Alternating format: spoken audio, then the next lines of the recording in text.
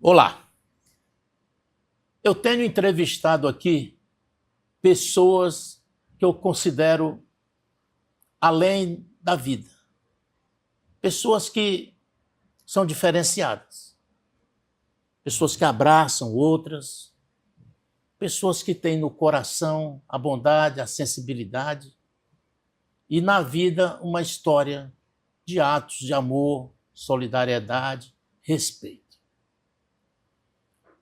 Esse meu entrevistado de hoje tem essas referências. Como ser humano, como um profissional de saúde, como um médico. Eu estou falando de Luiz Cleuton de Oliveira Batista, um médico geriatra e gerontólogo. Você já deve ter visto ele perto da sua casa, cuidando de alguém, de um idoso, de uma pessoa que precisa não só de amor, mas também de cuidados, inclusive medicinais. O Dr. Cleuton é formado em medicina pela Universidade Federal do Ceará, especialista pelo Instituto de Geriatria e Gerontologia da PUC do Rio Grande do Sul, dirigido pelo brilhante geriatra professor Yukio Moriguchi, considerado o pai da geriatria na América Latina. Convivência essa que durou mais de meia década, com raízes familiares no centro-sul do estado do Ceará. O Dr. Cleuton retornou à sua terra em 2000. Trabalhou como geriatra e gerontólogo no Hospital Geral do Exército por 2 décadas e hoje acompanha vários pacientes dentro e fora do estado do Ceará como médico da família. Eu sou testemunha ocular, conheci o Cleuton no sul do Brasil, como um médico que cuidou dos homens mais ricos e poderosos. Então eu vou bater um papo aqui com o Cleuton, eu chamo Cleuton, o Dr. Cleuton, desculpa. Ele é uma pessoa fabulosa e vocês vão ter a oportunidade de conhecer bem. É assim, não é uma pergunta, Cleuton, é assim uma curiosidade. Quando é que a gente pode se considerar idoso, velho, melhor idade, melhor idade? Essas definições aí, qualificações que tem. Afinal, o que é o idoso? Bom, eu sempre digo que, Roberto, primeiro é um prazer, né, estar aqui sendo entrevistado. Para mim é uma honra. É imenso, porque você é um jornalista, eu digo que é um jornalista ímpar, né? Um homem experiente, muitos anos, né? Como jornalista, e eu me sinto honrado de estar aqui. Eu lhe agradeço você estar aqui. Na verdade, eu sempre digo que o geriatra, ele foge das classificações do que é o idoso da 3ª, da 4ª idade. Porque, na verdade, o verdadeiro geriatra, ele acompanha a família. Ele acompanha o processo de envelhecimento. Muita gente pensa que o geriatra é o profissional médico que cuida do idoso. Na verdade, o geriatra é o profissional que prepara uma longevidade saudável. Esse é que é o verdadeiro papel do geriatra. Então, assim, hoje se eu tivesse de dizer algo que eu aprendi com a geriatria, com os anos de geriatria, agora em agosto eu vou fazer 30 anos, né, de geriatra, seria que ser geriatra é conduzir seu paciente ao envelhecimento com qualidade de vida, uma longevidade saudável. Isso é que é a missão do geriatra. Certo? Eu digo que é um sacerdócio, uma missão. Mas você, assim, na realidade da sua profissão, esse mais de 30 anos só de geriatra, né, como é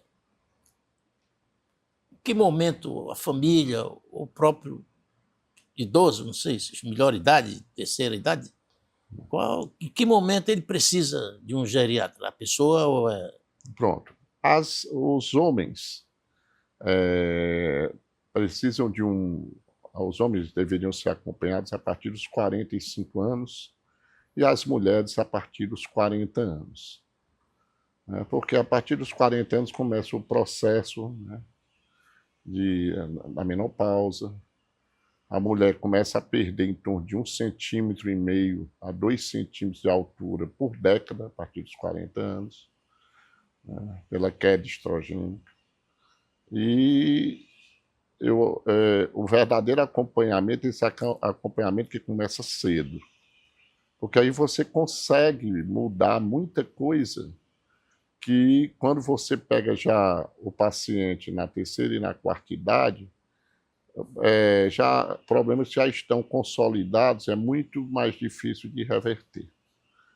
Então, o ideal é que, eu sempre digo que a verdadeira geriatria é a geriatria preventiva, é aquela que age antes, como todo acompanhamento. O oncológico, o ideal é que o oncologista da família seja vigilante para flagrar uma neoplasia antes, um câncer antes, e assim também é o geriatra, ou seja, tentar mudar o curso do envelhecimento precocemente. Então, esse que eu acho que é a verdadeira missão. Mas assim, Cleuto, você falou da mulher, né? E o homem? O homem a partir dos 45 anos. Porque a andropausa do homem ela é mais tardia. Então, por exemplo, a mulher a partir dos 40 anos é o ideal que começa a fazer as visitas ao geriatra. E o homem a partir dos 45. Nós estamos entrevistando o Dr. Cleuto, que é geriatra e gerontólogo, e eu vou fazer assim uma coisinha para a gente esquentar a nossa conversa. A literatura da vida mostra que muitas famílias abandonam seus idosos, né? Tiram de dentro da casa, jogam no lar do idoso, nessas entidades ou casas particulares pagas para cuidar dos idosos e se livrar do idoso como se ele fosse um problema. Qual é a sua leitura disso? Bom, o meu mentor em geriatria, né, a que eu devo a minha formação geriátrica, ele é o professor Yukio Moriguchi, japonês de nascimento, me mostrou e me ensinou, e me doutrinou em algo que eu já acreditava. Ou seja, o envelhecimento, o paciente que está envelhecendo, o idoso, ele tem que sofrer um processo pela família de acolhimento, de inclusão. O idoso ele tem que participar da família e não ser segregado dentro da família. Então, assim, a família é fundamental. Só que existe um personagem dentro da família que acaba se tornando um familiar, né, pela convivência, e é um capítulo à parte na geriatria, que é o cuidador. Então, antigamente, as mulheres tinham a ama, né? E o idoso homem tinha um assistente.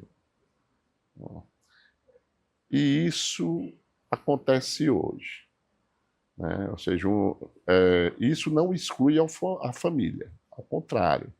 Isso é um reforço aos cuidados que tem que se ter ao idoso. Então, assim, hoje eu acho que nós precisamos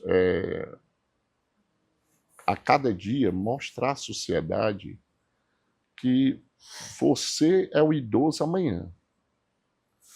Ou seja, você cuidar do seu pai, do seu avô, da sua avó, da sua mãe, você está ensinando a seu filho como deve cuidar de você quando você chegar na terceira idade, quando você chegar a ser longevo, ou seja, nada melhor do que o exemplo. Então eu acho assim que a gente tem que mudar a sociedade para enxergar que envelhecer é um privilégio. Que bom envelhecer com saúde, saudável. E se não tiver não tão saudável, tem que ser acolhido. Certo? De uma forma e de outra. Os saudáveis devem ser incluídos, acolhidos, e os não saudáveis também. Porque isso faz parte,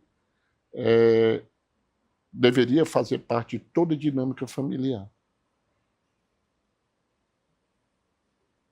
Eu vivencio, às vezes, muitas vezes, essa segregação, famílias grandes, geralmente 1 ou 2 filhos, né? Chamam para si aquela responsabilidade da condução e do acolhimento do pai, né? Na terceira idade, na quarta idade, e os demais não têm aquela mesma presença. O doutor Cleuto, você falou aí da figura da ama e do assistente, né? Que hoje é o cuidador, né? Ou a cuidadora. A cuidadora e o cuidador. Essas pessoas, elas precisam ser preparadas? Sim. Porque geralmente o cuidador, ele é uma pessoa pobre que, para ganhar algum dinheiro, era tipo uma empregada doméstica, né? Uma secretária, que se torna cuidadora, o motorista da pessoa, ou uma pessoa próxima dele também, aí a família consegue pagar. Pronto. E ficou ali. Essas pessoas devem ser preparadas, treinadas assim? Pronto. Eu sempre digo que o cuidador não é quem quer ser cuidador, mas quem pode ser cuidador. Porque para ser cuidador precisa ter um perfil. E qual é o perfil? O cuidador que tem vocação, nasceu para ser cuidador, ele já tem no DNA dele o acolhimento. Certo? Então ele como se fosse vocacionado. Vocacionado para ser cuidador. Certo? E tem uma característica que os grandes cuidadores, os excelentes cuidadores têm, que é eu digo que é o 7º sentido. Ou seja, eles conhecem tanto o paciente que eles acompanham, que eles sinalizam para a família e eles tomam decisões porque eles já identificam alguma coisa que não está bem com o idoso. De tanta convivência, ele já sabe quando algo não está bem. E isso é uma coisa nata do cuidador. Existem cursos que treinam como trocar fraldas, como a gente chama nas atividades da vida diária do idoso, na higiene do idoso, nos banhos, nas necessidades fisiológicas, tudo. Mas a característica que mostra que um cuidador é um cuidador diferenciado é justamente esse acolhimento que já vem com ele e esse 7º sentido, essa observação aguçada para saber quando algo não está como deveria. Tipo, ele criou uma relação romântica, de amor com aquela de amor, pessoa, passa a passa a ser um filho, uma pessoa. passa a ser um avô dele, um pai dele. Os cuidadores, a pessoa, o paciente que eles cuidam, se torna um membro da família deles. Em geral, é assim. Doutor Cleiton, você é uma pessoa que tem uma família com origem no centro-sul do Ceará, né? É verdade. O seu avô, o bisavô, foi ministro no governo do Castelo Branco, Foi. João Gonçalves. João Gonçalves. E como é o relacionamento do sertão com a capital nessa questão que envolve também política, porque é política pública você cuidar de pessoa idosa, ou não entra nesse contexto? Bom, eu acho assim que hoje, né, porque você viaja para cuidar de paciente no sertão, né? No sertão, você tem cliente em todo o Ceará. Então, assim, eu vejo que, à medida que o tempo vai passando, existe são criados mecanismos nas diversas regiões do estado, onde você consegue melhorar a acessibilidade do idoso aos serviços, aos atendimentos mais especializados, né? Vale a pena ressaltar, né, os hospitais regionais, né, que estão distribuídos nas diversas regiões, que servem como um suporte terciário para esses cuidados, quando os cuidados precisam ser mais intensivos, né? Mas, de uma forma geral, eu acho que as famílias estão mais atentas, porque também a imprensa ela tem uma importância muito grande em doutrinar, em cobrar, em informar que a longevidade ela tem que ser cuidada, ela tem que ser acolhida, vigiada. Então, eu noto que há essa mudança no perfil. Ainda é lento, certo? Poderia ser mais... Esse processo poderia já ter acontecido de forma mais rápida, mas existe. Certo? Antigamente, por exemplo, se levava o geriatra ao clínico, né? O idoso ao clínico, né? Hoje eles já procuram o geriatra mesmo, o especialista, né? Eu não quero lhe interromper assim nessa conversa, mas assim, existe o hospital para criança, né? O hospital infantil, né? Existe o posto de saúde para infância, existe o médico das crianças, aqueles médicos que vão na casa da pessoa, e isso não tem para o idoso, não é isso? Ou você acha que está começando? Não, eu conheço casas, né, de acolhimento, onde os idosos moram, mas um hospital, assim, todo montado, todo estruturado, e clínicas no interior, todas equipadas, estruturadas, com uma equipe treinada para atendimento da terceira idade, dos pacientes da terceira idade, realmente nós não temos, né? Então, isso assim... Então, acabam os idosos caindo na vala comum, ou seja, nos hospitais onde... E são tratados como um adulto. Chegam... Eles têm, dentro da lei, dentro do estatuto, a sua prioridade, mas eles estão ali junto com as outras faixas etárias. Não existem instituições específicas, né, para... O senhor acha que deveria existir ou está bom do jeito? Não, eu acho que quando você tem as instituições todas montadas e com a equipe treinada para acolhimento do idoso, porque existe toda uma especificidade, né? para esse tratamento. Então seria melhor, bem melhor. Né? O doutor Cleuto, estou entrevistando aqui o doutor Cleuto, que é geriatra e gerontólogo, é uma pessoa humanista e que tem um atendimento diferenciado para as pessoas idosas como médico. O doutor Cleuto, o senhor atende a pessoa na casa e não no consultório. O senhor não tem consultório. É uma decisão do senhor ou é uma questão de vida mesmo? O senhor quer ver o paciente na casa dele para ver a acomodação, como é que ele vive? Como é essa sua ação como médico no tratamento dos clientes? Roberto, eu sempre achei que o verdadeiro geriatra é o geriatra de domicílio. E eu explico.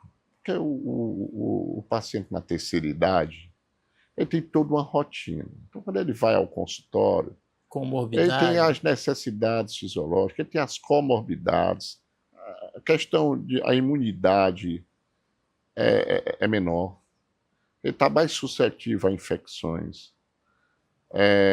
Tem a questão de mudar um ambiente onde ele está, onde ele tem os referenciais espaciais, o nível de iluminação. E quando vai para um outro local, uma clínica, um prédio, coisa, subir de elevador, tudo para o hospital, idoso, para o hospital, aqui tudo se torna como se fosse uma agressão, né? Uma agressão do ponto de vista psicológico, porque você está tirando ele de toda uma rotina que ele tem, onde todos os referenciais dele, em termos neurológicos, estão ali, no ambiente onde ele vive. Então, assim, hoje eu cada dia fico mais... tenho mais certeza de que a minha escolha, convencido, de que atender em domicílio, ou seja, ser o médico de família, eu sempre me digo, eu não me titulo geriatra, eu me titulo médico de família, porque eu acho que é o verdadeiro médico, o verdadeiro geriatra. A família, como o senhor fala aí, ela tem um papel preponderante, né? Quando você mexe com um idoso, você está mexendo com uma pessoa que você está tirando, como o senhor falou aí, do seu local, né? O senhor aconselha a família tirar o idoso da sua casa, de onde ele morou, de onde ele mora, para um asilo, uma coisa assim? Você acha que é um sofrimento para ele? Olha, eu tenho bem claro comigo. Ora, se um idoso viveu a vida inteira naquele ambiente, naquela casa, naquele local, onde ele tem todos os grupos sociais, ele tem os vizinhos, ele tem a igreja onde ele frequenta, ele tem os grupos sociais, ou seja, ele tem todos os referenciais em termos de interação social estão ali. E você pega e segrega, ou seja, você pega e tira aquilo dele. É como se você amputasse, né? Todos os referenciais que ele tem em termos sociais. Aí você tem agitação, início de depressão, início do processo demencial. Porque isso funciona como um luto. Luto não é só perder um ente querido. Luto é perder o grupo social querido. São vários entes queridos. É um amigo, que é o vizinho, que todo dia ele conversa, é aquele que ele joga o baralho, é aquele que ele Dominó. Dominó. Que dá bom dia, boa boa tarde, a igreja. Ou seja, então assim... São as referências. As referências sociais. Então, quando você tira isso, você está causando eu digo assim, um blowout, uma amputação de todos os referenciais. Isso é um gatilho para a depressão, o processo demencial. Então, hoje eu sempre faço dissuasão das famílias nessas ideias. certo? Ou seja, O senhor falou de demência e hoje está na moda Hum. você falar não essa palavra, demência, mas você usa que a pessoa está fora do ar, né? Está com Alzheimer. é, É a mesma coisa? não é a mesma coisa, porque a demência é perda cognitiva. Existem vários tipos de demência. E Alzheimer é um dos tipos. Ou seja, é aquela história, né? Você botou um tipo de demência para explicar as demais. Mas que, na verdade, o Alzheimer é um tipo de demência, mas existem vários outros.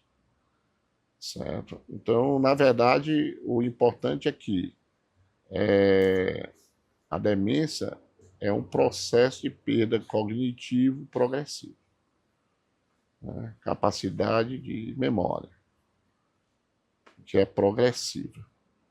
Você pode trabalhar para diminuir essa progressão, né? Ou seja, e hoje ainda nós não temos ainda tratamentos que façam o caminho inverso.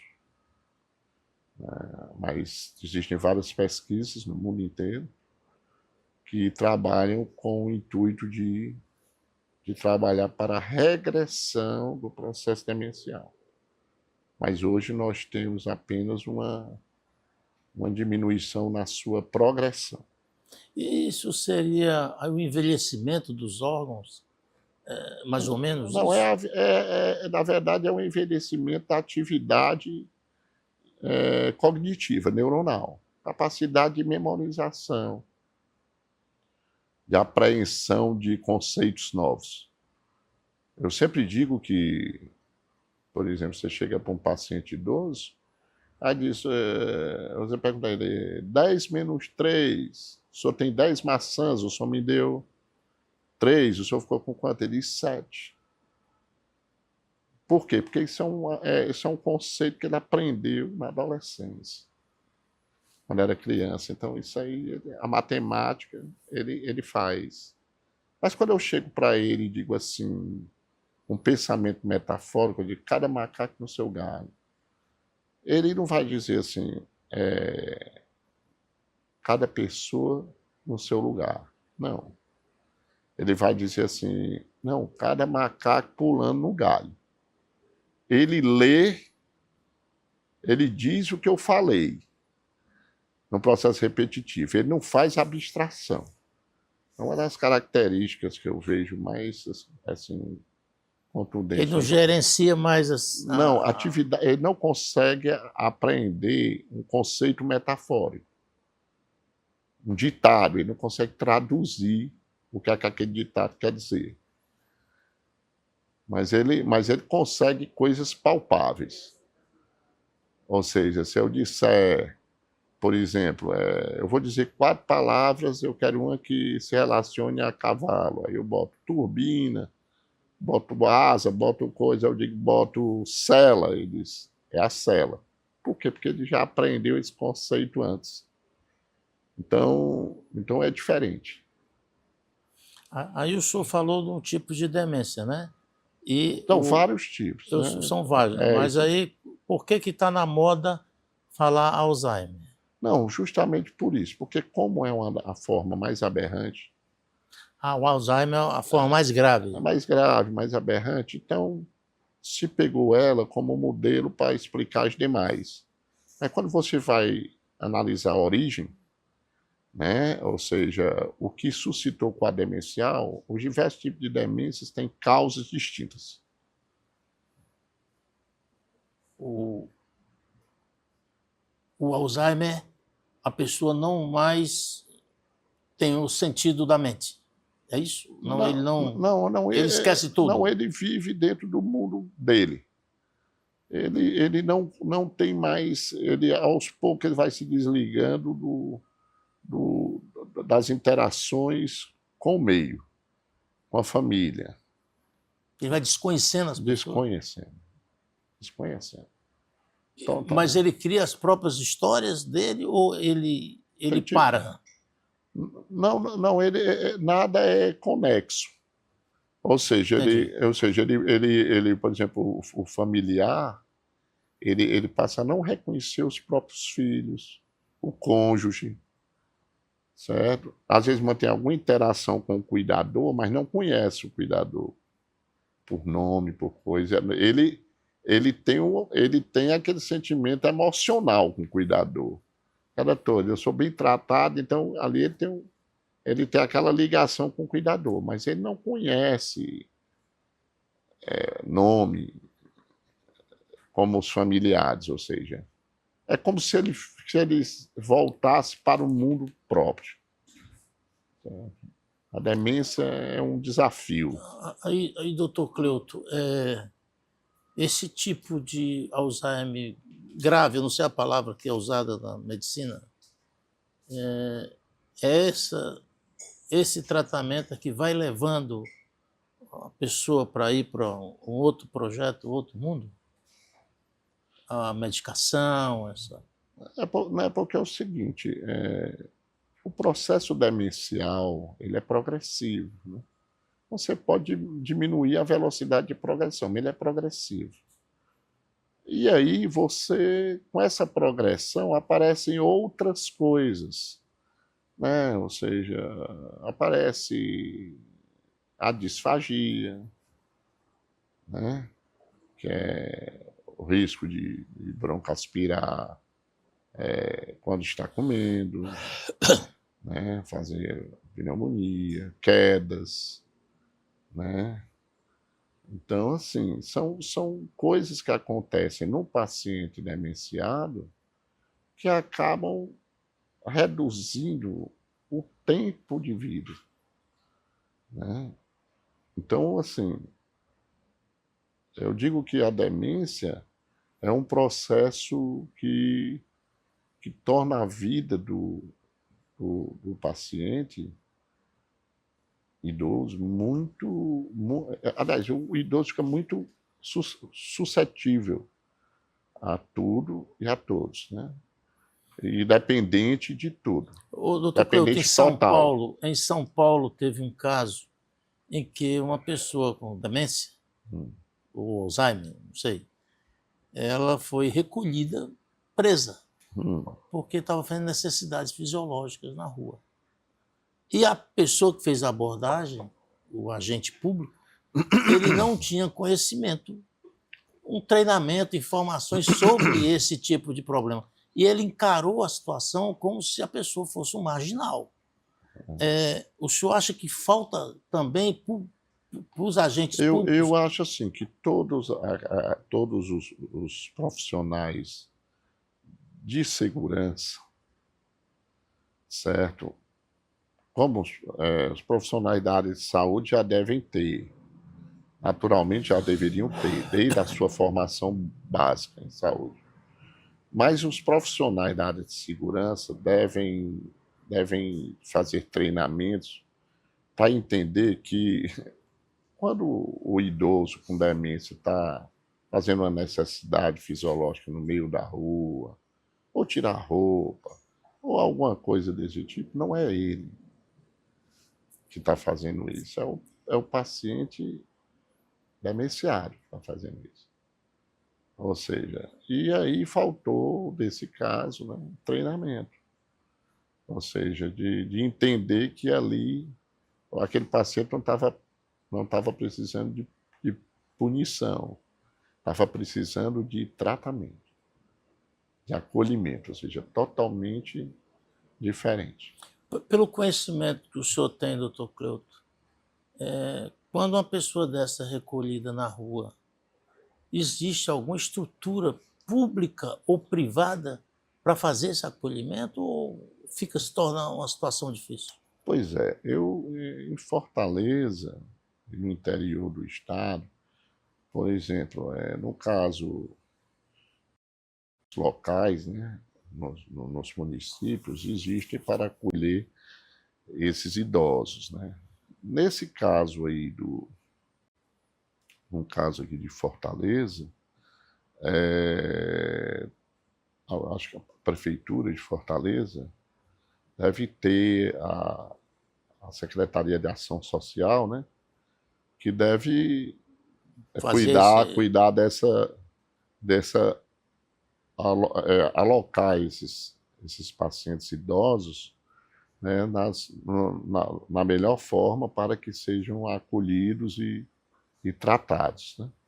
O Cleuto, a gente conversou aqui até agora sobre... Estou entrevistando o Dr. Cleuto, que é geriatra e gerontólogo, sobre esse tema tão importante hoje no Brasil, que é o envelhecimento. Hoje a população brasileira, a maioria, já está indo para a velhice.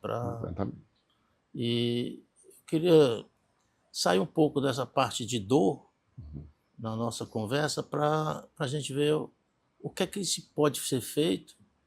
Por exemplo, para você entrar nessa questão da idade ou da velhice, em boa forma, bem preparado, que cuidados seriam esses? O senhor falou do início da entrevista em prevenção, né? Bom, na prevenção é igual a atividade física e a atividade cognitiva. Por quê? Porque é o seguinte, muitas vezes se preocupa muito no envelhecimento que o paciente pratique atividade física regular. Mas é importante também que pratique atividade cognitiva regular. Por quê? Porque, por exemplo, todas as atividades cognitivas também são importantes para diminuir essa progressão da perda cognitiva natural da idade. O senhor fala aí de demência. Demência. Demência e perda cognitiva mesmo. O natural, que é fisiológica. Perda de memória. Porque muitas vezes a gente pensa que perder memória é demência. Mas tem a perda de memória fisiológica. Ou seja, a gente, com os anos, você fica com lapsos de memória. E para retardar isso, é importante que o paciente sempre tenha uma atividade cognitiva. E o profissional muito isso importante nisso é os terapeutas ocupacionais. Isso é fazer leitura, palavras cruzadas, brincar leitura, com baralho, exercícios de lógica, ou seja, diversos tipos de atividades no dia a dia do idoso que trabalham com a cognição.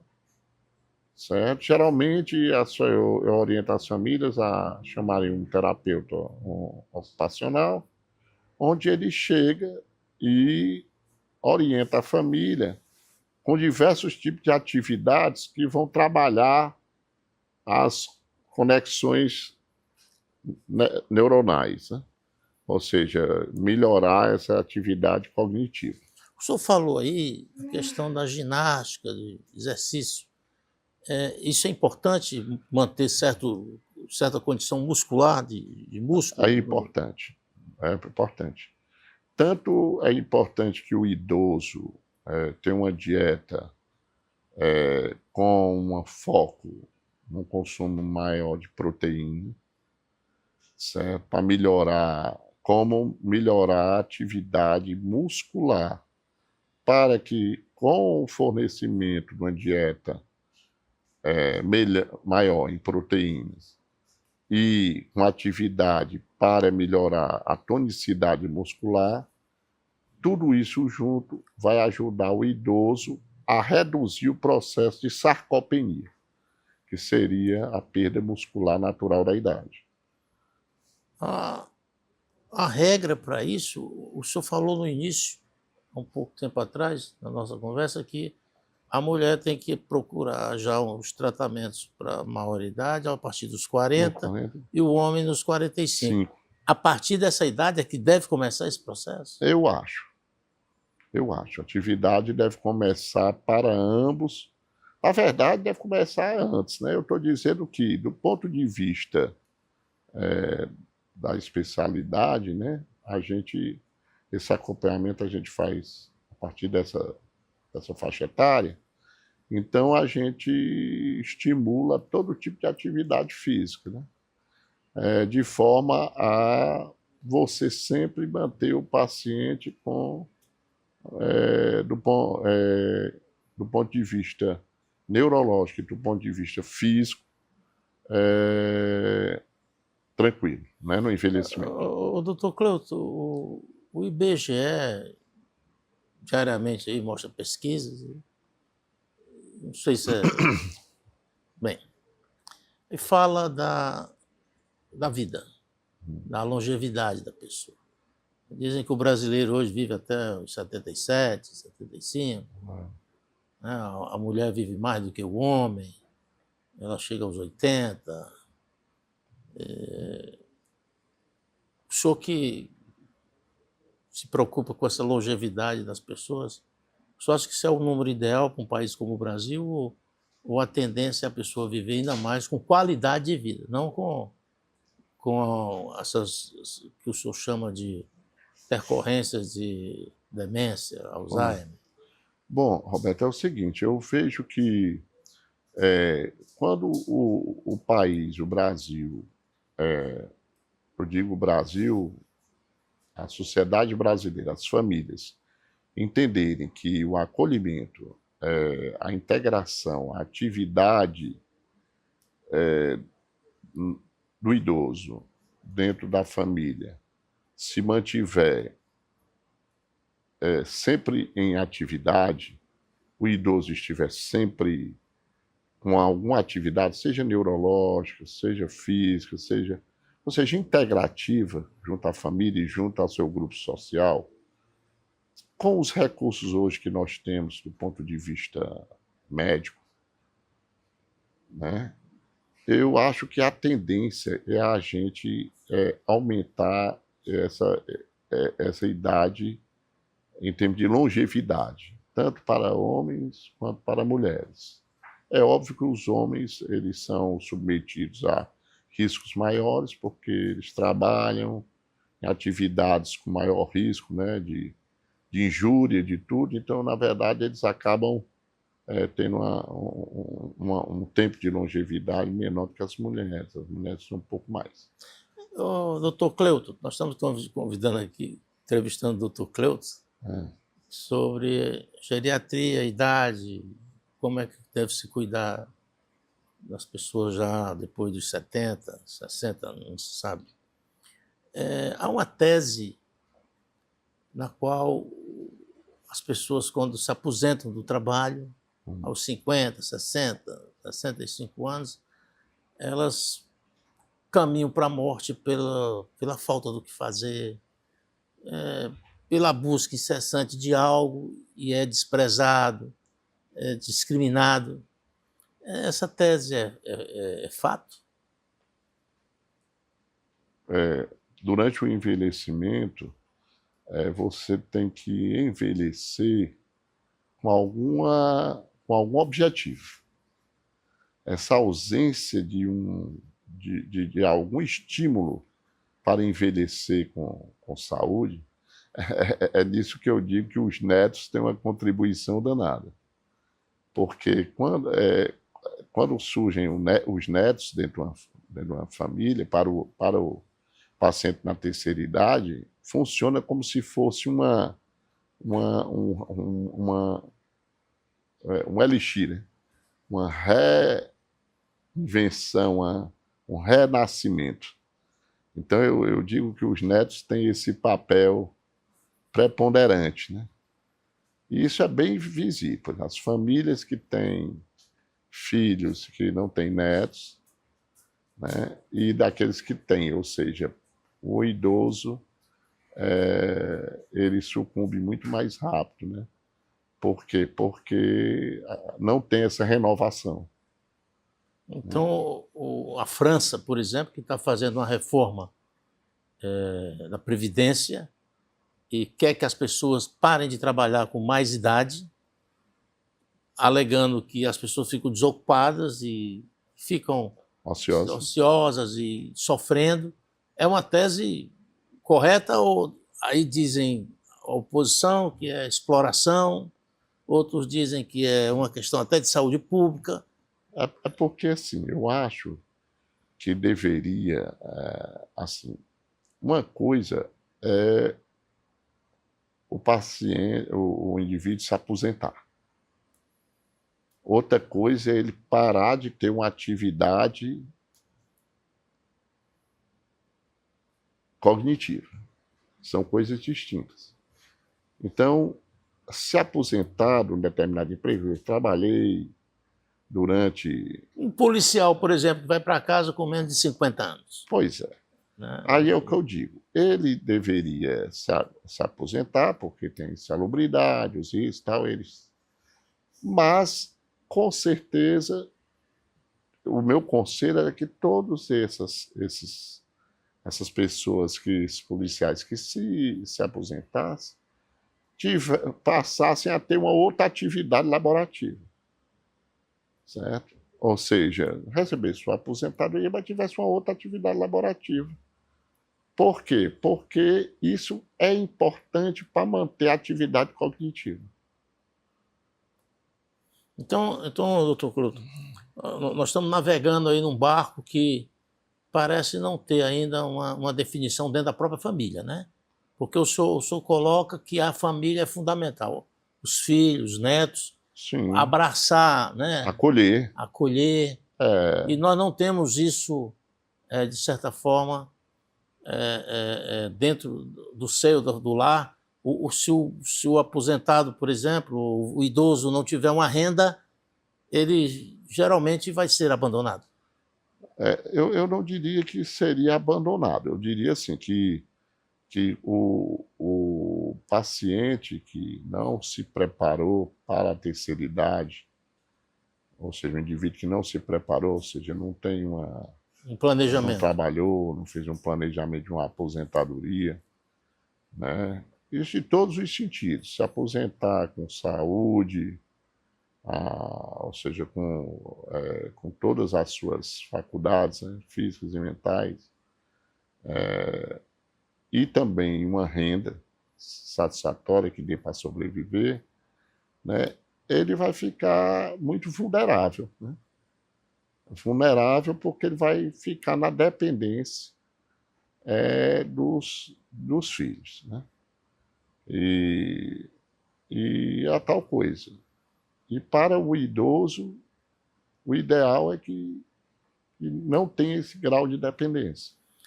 A questão das pessoas mais simples, então é fundamental essas aposentadorias aí do INSS, mesmo que sejam no valor de um salário mínimo, ela tem uma grande importância, relevância, mesmo a pessoa não tendo contribuído, ela tendo esse direito a partir de 65, 70 anos. Não só a aposentadoria é importante, quanto é importante também tudo que o Ministério da Saúde faz para poder, na questão do fornecimento dos medicamentos, né, as doenças crônicas, né, tudo isso ajuda ao idoso, né, a conseguir ter uma vida melhor e uma longevidade também maior. Isso é a questão da assistência social. Né? Assistência social, com certeza. Doutor Cleber, nós estamos chegando no final da nossa conversa. Tá certo. Passa rápido, né? Qual o conselho que o senhor daria para uma pessoa hoje de meia idade, né, em torno de 40 anos, que o senhor disse que a mulher deve começar nisso, nesse processo de acompanhamento para a velhice aos 40 e o homem aos 45? Qual o conselho que você daria para que essa pessoa chegue aos 80 anos, por exemplo, dentro de um patamar de certa forma, de qualidade de vida? Eu usaria um tripé, né? 3 coisas que eu daria, tanto para homens como para mulheres, né? Primeiro, viver a vida de forma tranquila. Eu acho que hoje a sociedade moderna ela procura sempre coisas para satisfazer, para satisfação pessoal. As pessoas acham que nos bens, nos objetos e nas coisas, isso faz com que você viva de uma forma mais tranquila. E, na verdade, eu sempre acreditei e acredito, cada dia mais, que a tranquilidade, a felicidade é uma decisão muito pessoal. Ou seja, você escolhe ser feliz e escolhe viver com tranquilidade. Ou seja, e isso faz uma diferença muito grande. Você viver de forma leve, isso traz muitos benefícios. Essa é a primeira coisa. A segunda é manter uma atividade física regular, certo? E a terceira é nunca deixar de ter sua atividade cognitiva, ou seja, interação com o seu grupo social, sempre estar antenado, sempre lendo a notícia, sempre dando sua opinião, porque tudo isso trabalha contra o processo demencial. Quanto mais integrado é o paciente,